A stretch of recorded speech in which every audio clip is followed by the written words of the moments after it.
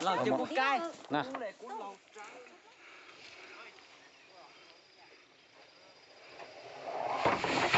cái nó cứ nhon nó giống chụp mình nữa nó cho tôi một bát tôi vậy gì cứ tông tôi biết là gì cho cô bé hay giống bé tôi là xa người ta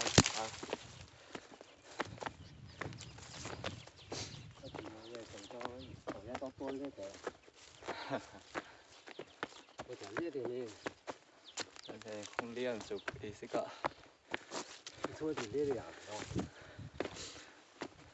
làm số thế à số thế cả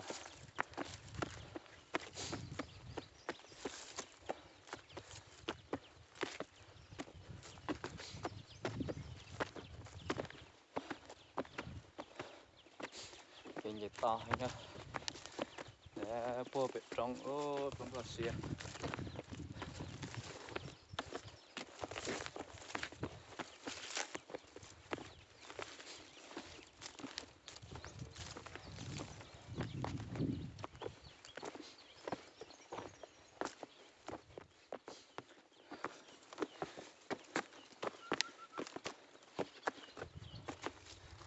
qua dê nó sẽ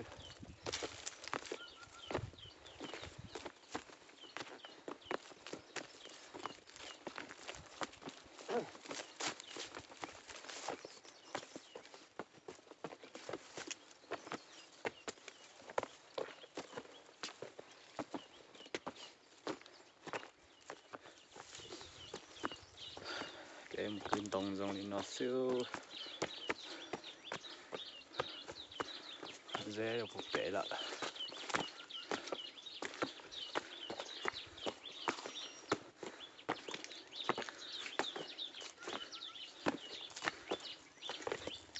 ô đây thảo ta xem mà đi theo khó dễ siêu cái có dễ nó ô ta chặt lâu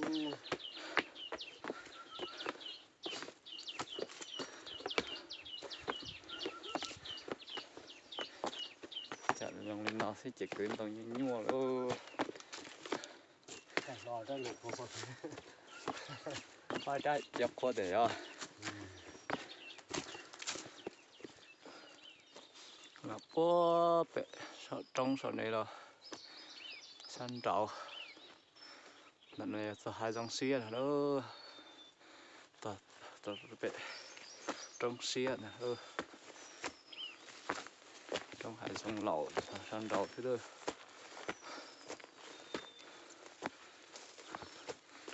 xa thì tao trong tao xía nè tụi tôi ăn để mà mua lưới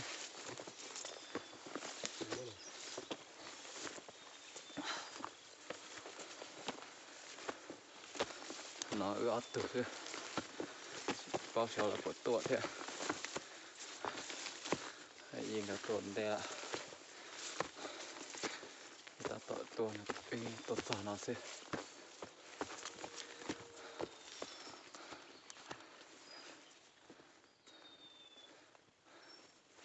là chúng ta xem một tàu tiền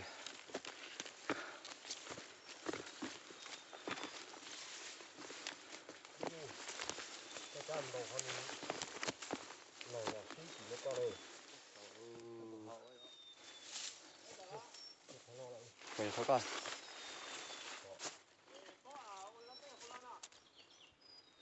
xin một xe bỏ mà tá tỏ hay không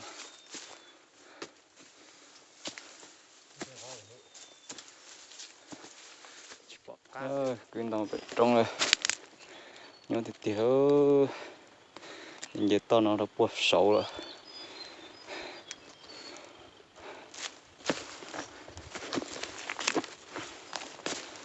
cái một phải hát rồi bây giờ một hát đi mà chú chán trên chế luôn à ô chế tiền chế hỏi liệu nè đó một bên này nó là được à? Tôi sau đây thì á. Hay tôi chụp bên một cái lú đó. Hơi chết tiệt. To lên dịch to.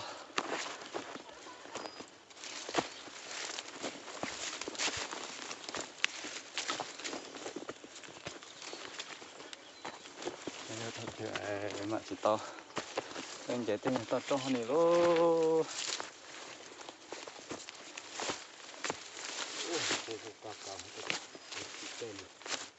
Cái bốc cũng ngon hả?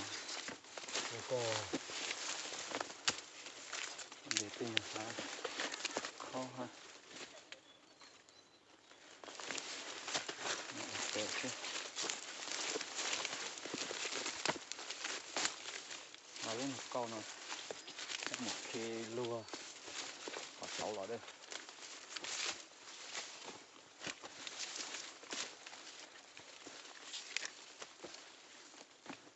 Xem một bên. Cái này nhau cho ta xuyên này mà. Và nhận đi tía. Dạ đã chỉ đậu. Cho nhớ. Tao rong đi đó. Có nó thế luôn. Mỗi nhà ta kết từ là tập là khó trong trẻ. Một tên nhà kế rong đi no xíu. Một từ này tập là khó trong mà chim đã.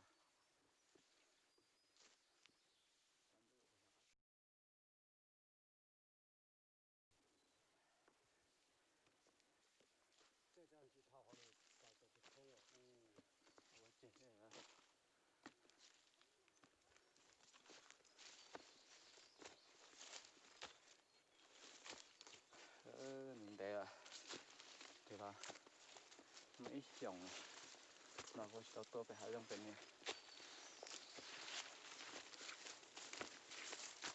nhưng mà đó cá tốt to như con nó sát tiêu nó sẽ hỏi thế kia Nó khá là cái gì. Nhưng mà thôi. gì vậy Nhiều quá. Có tình cảm một cầm bằng để cho họ này cho họ nó cua đậm. chỉ có bé từ tuần ra héo đã cho họ vẫn nó sẽ nó chỉ bỏ tuần thế xe của tuổi gì tuần đây là anh việc sao việc tiền nòng tiền nua Cho họ nhận hơn đã lỏ bò. thì Lỏ bò. Nó lọc không lỏ lại. không là chỉ cáo rồi Không đỏ không luôn. Hay lố. không để Không lu là thế lố. Mình đã lưu hơn cả. không lạ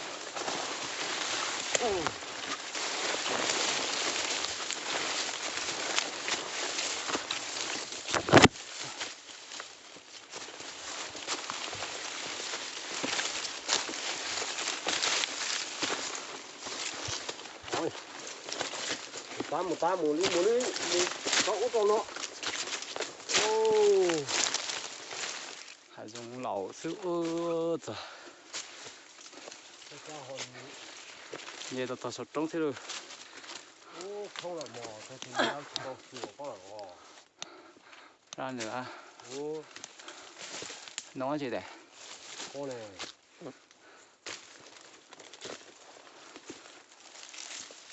không lo không lo thì mà có chuyện lọc cả đâu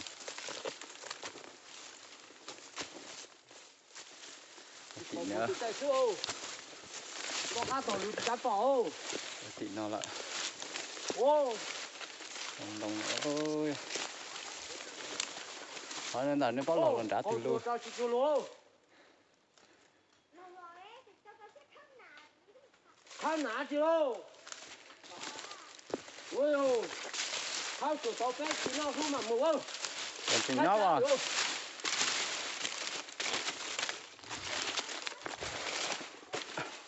ô lò lò vô tôi hiểu cho anh đi phụ giỏi à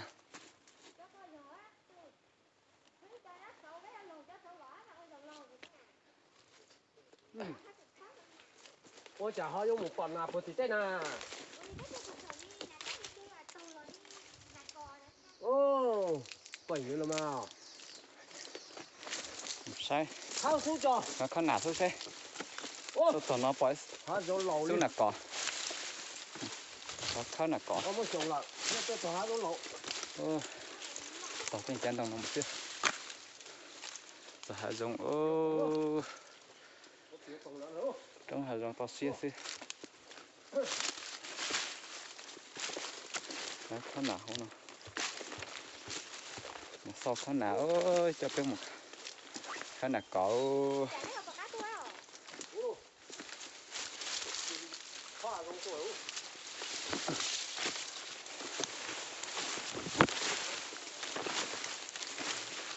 khá là cỏ là quả khá là cỏ nè chỉ có khá là cỏ thế của nó đó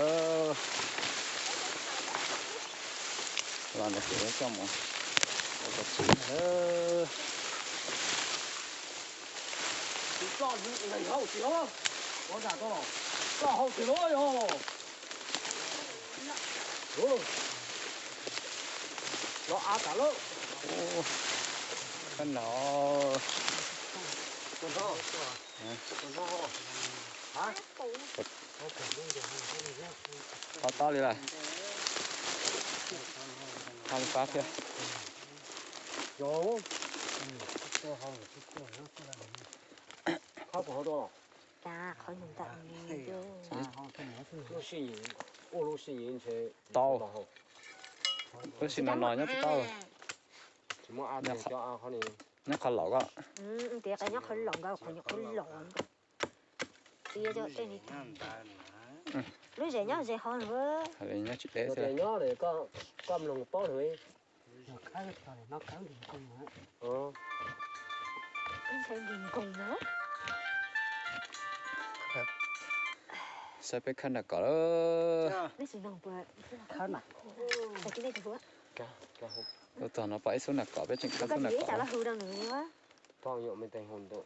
Chị hư cho nên lò nên sẽ tư. Nè họ lấy tài. khó là át tạ lên nó Nè họ đu mùi sâu tỏi hổ. Nhưng mà tỏi đá lâu nữa. Nhưng mà tỏi không đá lâu mùi sâu tỏi thì kỷ niệm tái. Nếu lượt đu hồi mùi tỏi tỏi chạy mùi rõi như gì khó lắm mùi sao điện tái.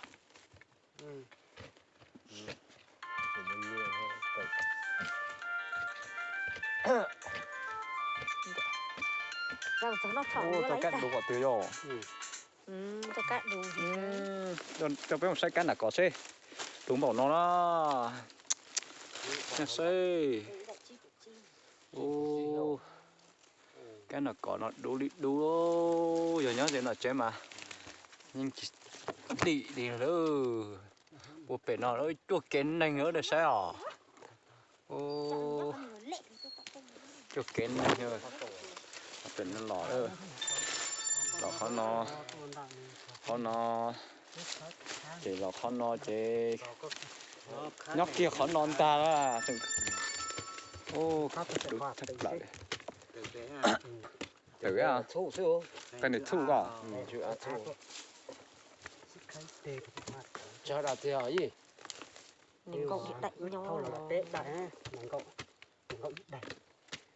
Hỏi cho cậu kìa, cậu gì? Rồi cậu ít đại thế này. nhà bên lưỡi tả Ủa nè tiếc rồi thì ta tiếc rồi thì ót đây nó ồ ít đây là đi đây rồi Trâu có đại. hai lên nó bết đây thì tôi về chỉ nhớ ok à ít cho phụ thuộc tiền Bị bông hao nào luôn. cái này đi sao biết thì lâu là khách đúng rồi khăn khăn nè nó mà sai với cuộc khách tàu nữa Khao khử địa. Thế nó chân to là nhớ tuổi nữa à. nói cho này mà nó dúa vậy Tôi mình cho tí. trong này chỉ trong nhà chỉ nhỏ con nó chiều Nhưng mà cứ tuổi càng tông thì tao của kế tôi ba. tôi cá sống tôi Tử. Cứ càng tông tạp cái tuổi này tôi tao kế. Nó trong lông chùa hơn là dùng cả. chỉ mua chỉ nó nè phải chỉ muốn nó chỉ tốn nó Nó cho là hết cá.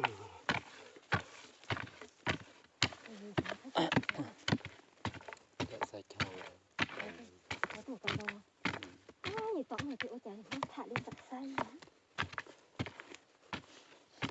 có này gì khá ắt thái tu lệ tao đó bé khắc khắc chỉ lo khá chỉ lo lô pla lô chỉ to lo nó lô làm một ít đa đấy ha khá chỉ tàu no đi ở lơi trong cái này chỉ bỏ là có luôn mình sẽ đua lựu ra khá nó chỉ bỏ cho nên chỉ bỏ luôn có chôm là lệ thì tu lệ tất cả nó từ hạt đến tao chỉ thấy cái lệ đâu đâu chắc lẩu rồi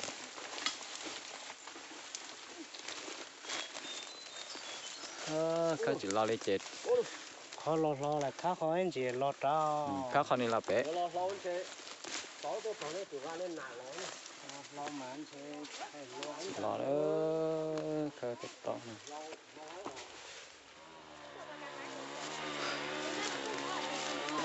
tôi tỏ hắn đồng luôn con bé chỉ tôi khá là cỏ hấu là thế tôi chia bé này đi đánh tôi khá là tỏ luôn tỏ hắn đồng xia cho hắn đồng bé tôi cứ chè và cho nó nữa cho này cái tiệp của lao chỉ đấy tú chứ thế à chưa tới đây chúng tôi họ tìm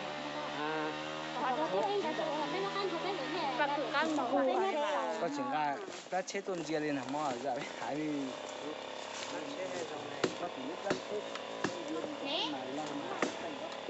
cao đại ô có thế nào thế cái chế lồng năm ngoái tiền tính bảo cái gì để tôi cái thằng ra rong lỏng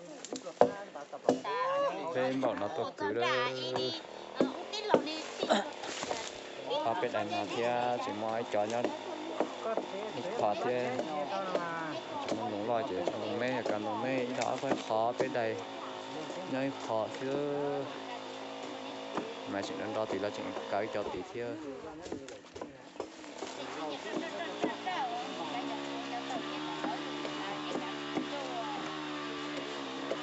cái này lo tỏ đi nào gì có cả đá tỏ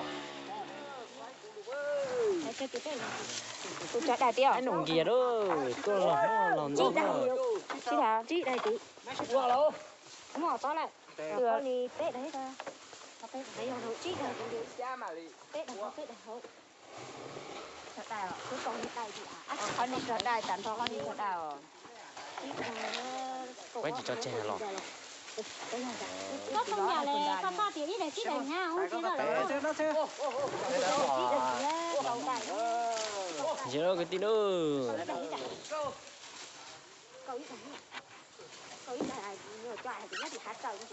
ô họ nó dành hai trong chút xíu luôn một chó nhỏ thì họ chỗ tàu lưới á thì tôi trong tủ luôn là chỗ các anh vừa là để mấy cái chỗ có họ gì không có chế tao rồi nó bây giờ chỗ nó có tao là trong này anh nha chỗ rồi phải ngon á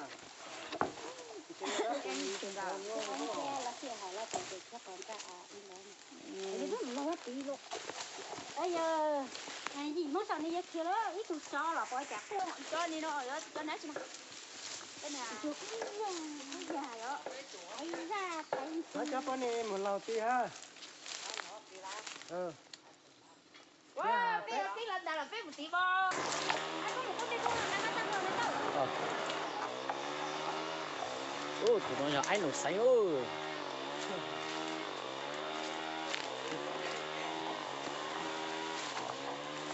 ta xí rồi chặt qua chặt tao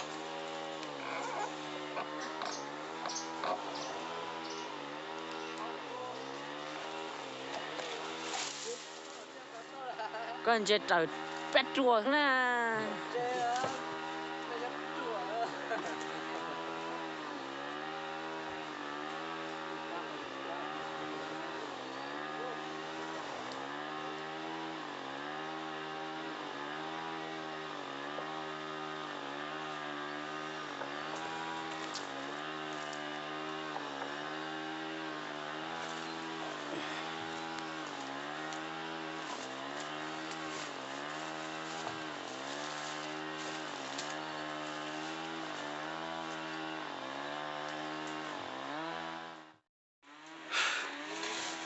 tao lồng tông ơ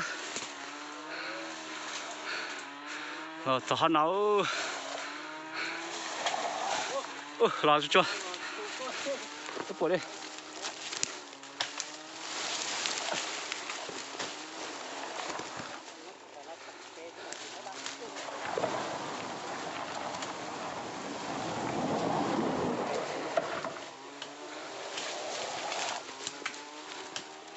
lo chỗ có đã lò bếp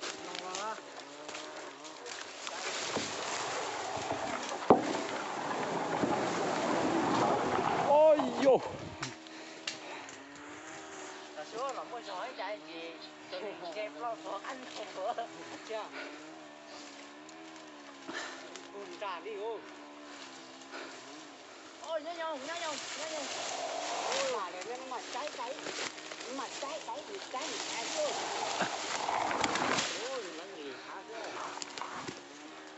có mặt đâu cho gì cho gì ra quá biết tay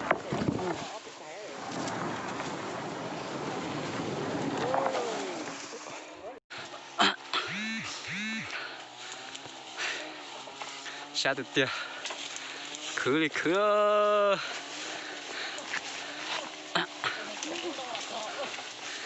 tao nên trộn kinh tông rồi luôn tao nên chơi là thớt tao nên trộn lá cá chỉ chơi như thế còn đã chơi thiệt để hàng á lo nhặt đa thế tao nên mà cút thay mà con ô cút đáy lo cút đáy một thế thôi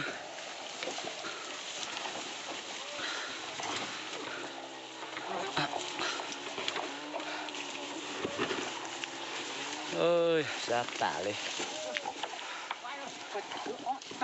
đại nữa ô tiểu đại tiểu cho tiểu ê lòng đồng nhà thiết sát tiểu ôi cúi bông theo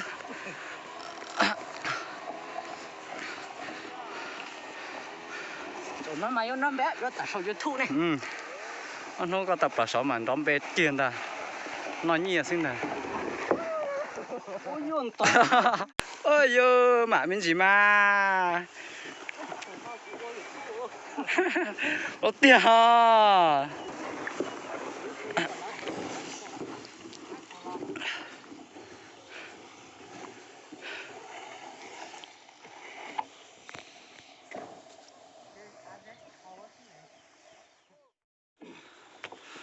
Quên đang có chỉ muốn chặt bia sọ chuyến xây nhóc tàu thôi. ngã tiền nó khó để cái liền chia tàn cho thôi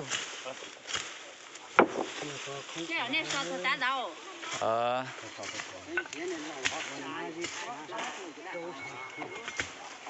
nó cháy chứ nó đã có gì đâu Sai chỉ thôi. nói là khi nó rồi tại cái gì nó nặng nó món đấy nữa Tôi họ bị ta cài mò hả mà ai luôn. cái bé xí rồi nó mò đó mà chỉ thái tiền mò đen nó thôi một tay này lâu rồi thì tính lo rồi đừng nhá tàu à nó đây chỉ nó mò có tới nè có một giò hai giò hạt té sinh chú đúng tại cho nó mò nó thường ra với mỗi lần nuôi chỉ lo tiền cho dùng tàu tiêu có nên chơi vô cha rồi chị tôi cha rồi đó có chỉ to chỉ một bé nữa ông đại ơi lại cua chắc là đã có chỉ bỏ phu nhá đã ra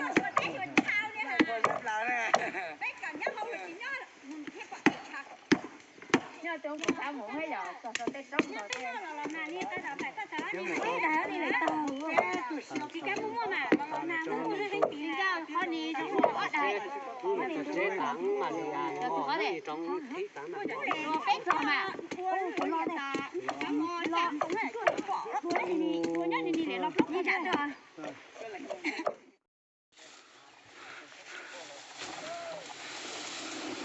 ô lọ lọ ôi được chưa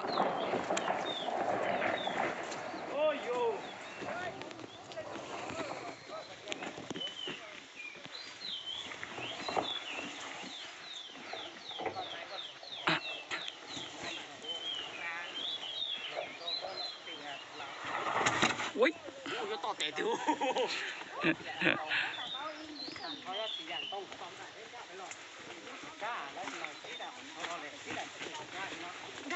khéo chưa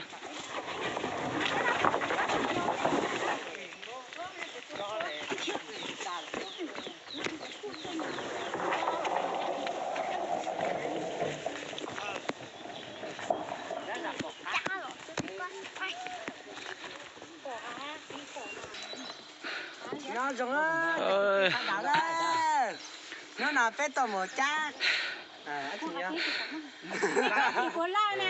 cái gì cho à tê bồn la lô cái anh nhá rồi giống nhá cả cho lọt tông của chị bố cha nó yếu cái này chia bé tôm một yếu cho chị bố cha Mù lên, ít chả con nhện chi á.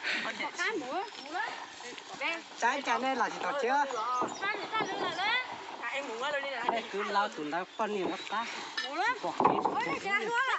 Chúa của chúa. Đây, đấy à, bé đấy trời, bé trời. Không có nhiều mang không? Rồi, thì chúng này. bỏ nó bỏ cái tù nó Cha đi nha. rồi nó chạy Cha đi nha. Cha quá đâu ha. ai đây Cha này một cái cho cha.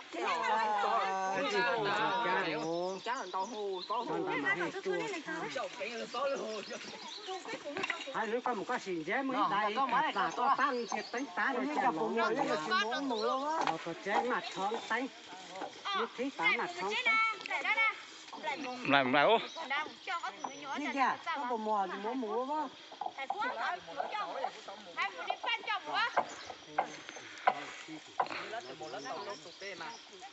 đấy này cái món à có rồi lao ít chả nó chắt ra này một con chắt ra nhưng tỏ ra cha thì làm chắt cho nó to nó sẽ chết là con nhà nó sai rồi có chế không rồi hay là con là có không không chỉ tàu là xa cho không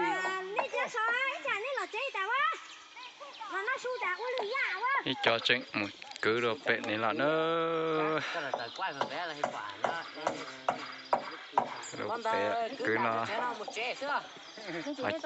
cho nó cho cứ cho nó mù sẽ trên tất cả một cứ lựa cho lại Một thằng chết là mất chi hết rồi.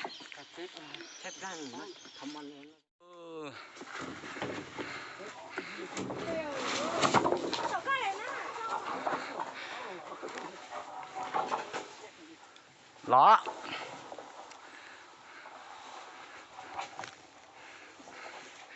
nhồi thì nhồi đó nếu trả dễ thì nó xứ mình cao nó tài đá rồi nó chỉ tài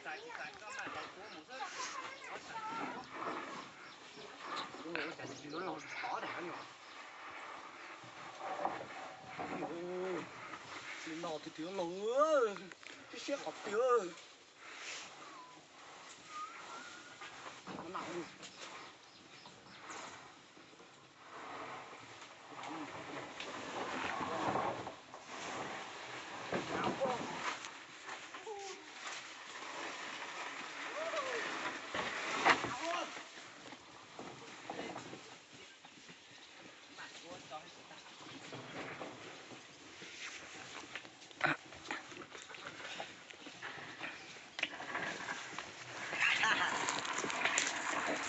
chết vậy tao là sao đây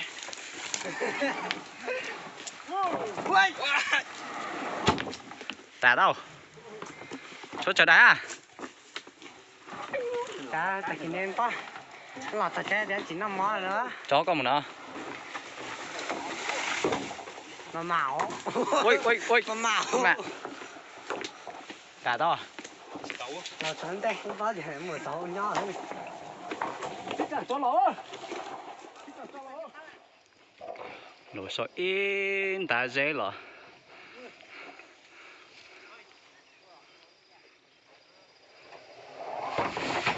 cái nó cứ nhon quyên tông mà nhon thì thiếu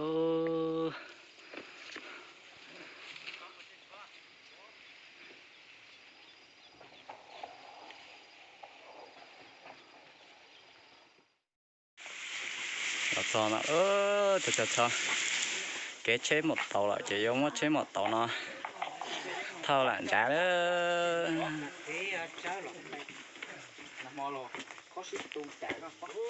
cho ta lại đó giờ là giờ thao một đó nó chế lùa một xíu mới cho một tàu nó lùa một xíu trái một trái trái cả luôn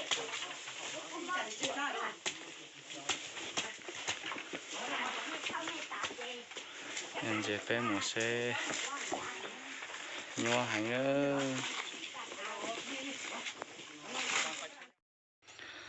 tôi chết ơ cái xà này ở cái dây không ạ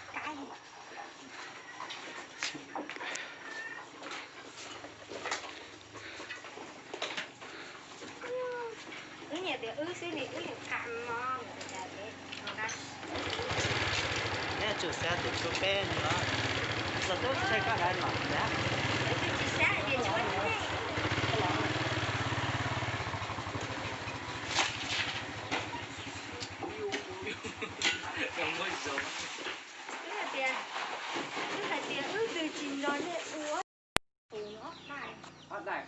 vé我chỉ thôi anh hiểu là cho nên chỉ trả lo tạ bây giờ có bút ra để xe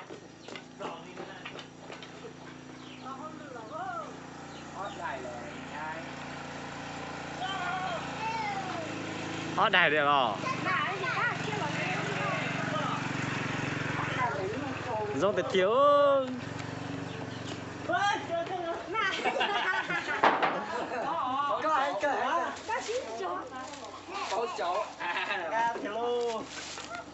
được chưa xin giờ mẹ xin giờ tiền mẹ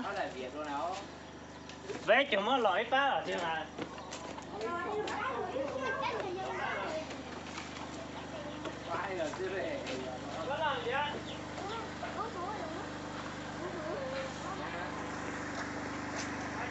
Hôm trên là chị tàu đi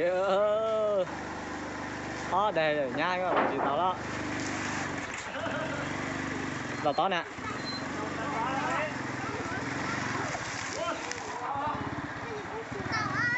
tiện tiện nàng căng này cứ ớt này quá người chó là ít đàn dưới liền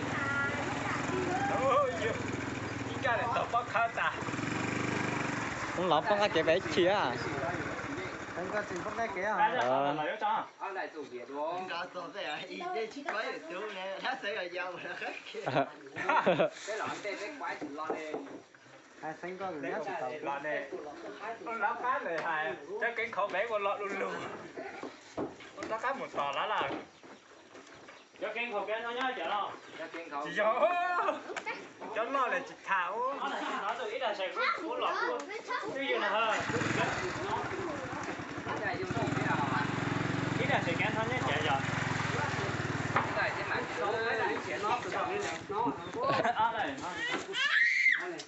nó mỗi chế chạy nó đen là thâu của cho bé đại rồi có thể loại